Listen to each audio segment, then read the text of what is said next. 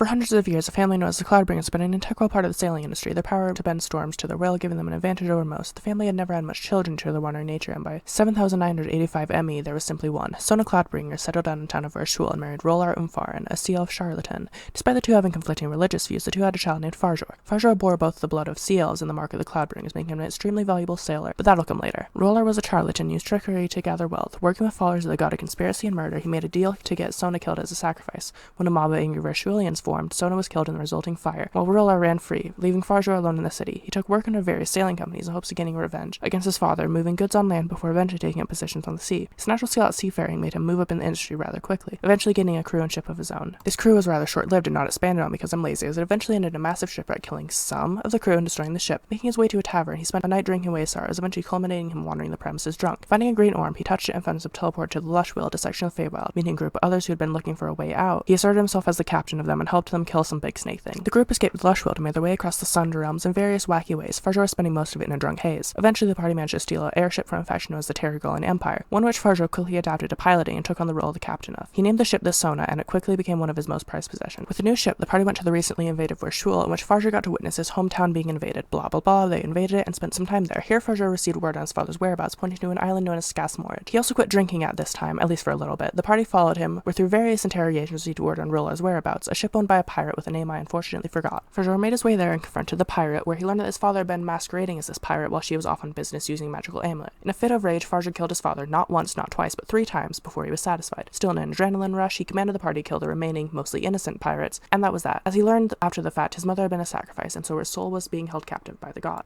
With his father being dealt with, Farjor moved on, although he felt empty having fulfilled his life goal. Instead, he devoted himself to the cause of the group and set his sights on the god who owned his mother's soul. The group at this point had set their eyes on fighting against the previously mentioned Terragolian Empire, and had decided on taking their fight to the homeland of Stormvold. Above Stormvold was the Stormvold, a big storm that'll be important later. So Farjor's mark that he has was actually known as a storm mark, and apparently was something descendant of the storm giants, and made it so someone would be capable of harnessing the portion of the Stormvold's power, but also made Farjor a wanted fugitive in Stormvold. Lots of stuff happened, and Farjor claimed a piece of it, becoming eventually stronger and stormier. Farjor continued working with the group, eventually working them to enter the domain of the god of murder and finding his mother's soul. He saved her from the fate of being the wall of a castle and made a promise to join her one day. Around this time, Farjor began seriously contemplating his past actions, particularly the people he had killed for no reason but his own emotions. Although this never boiled over, the conflict began raging within him for quite some time. Past that point, Farjor resided within the group's castle and continued sailing until the climax of the war against the Terragolians, in which he served as bait for the draconic demigod and assisted in taking him down. Around this time, he got involved in an interdimensional conflict, but that doesn't matter. He found a doppelganger of himself who could do nothing but shoot lightning and took it in as a pet. Around this time, the group's journey seemed to be nearing an end, and around this time, Farjor learned that he would have to be the one to awaken the night serpent Dendar. For context, worshippers of Dendar have been spreading the plague for quite a while to serve as sacrifices to her, totaling 20 million total. In order to fulfill the party's goal, Farjor would have to be the catalyst to their sacrifice. After killing a couple gods and ascending a god him themselves, the party was ready to do. 20 million people dead later, and Farjor was in a catatonic state for months before eventually running away to sea.